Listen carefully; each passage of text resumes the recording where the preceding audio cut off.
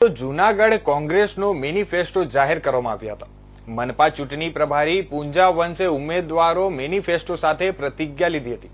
શહેરમાં રસ્તા, અદ્યતન બગીચા, લાઇબ્રેરી, સ્પોર્ટ્સ સંકુલ જેવી મૂળભૂત સુવિધાઓ અપાશે અને અદ્યતન ટાઉન હોલ, નવા 3 ફાયર સ્ટેશન, ટાઉન પ્લાનિંગ આધારિત સુવિધાઓ, નવું સ્મશાન ગૃહ બનાવવામાં આવશે। લોકોના સુખકારી માટે સિટી બસની સુવિધા પણ શરૂ કરાશે। વિદ્યાર્થીઓને શિષ્યવૃત્તિ આપી પ્રોત્સાહિત કરાશે। જે કામો બીજેપી 10 વર્ષમાં નથી કરી શકી એ કામો થકી લોકોનો વિશ્વાસ જીતવા કામ પૂરા કરવાની પ્રતિજ્ઞા લીધી હતી।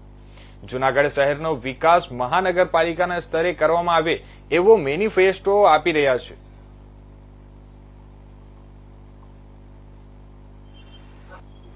2025 આ મહાનગરપાલિકાની ચૂંટણીમાં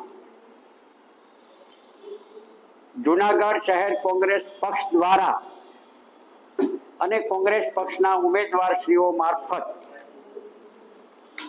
પ્રતિજ્ઞા પત્ર નક્કી કર્યો છે, તૈયાર કર્યો છે।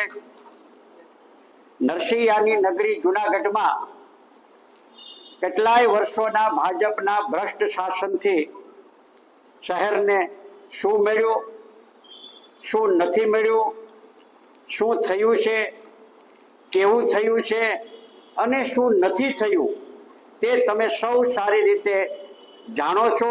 જૂનાગઢની જનતા સારી રીતે જાણે છે। ત્યારે આવી રહેલી આ મહાનગરપાલિકાના ચૂંટણી સંદર્ભે કોંગ્રેસ પક્ષ તરીકે અમે શું કરીશું, કઈ રીતે કરીશું તે વાત અમે જૂનાગઢની દેવતુલ્ય જનતા સમક્ષ એક એગ્રીમેન્ટના સ્વરૂપે લઈને આવ્યા છીએ।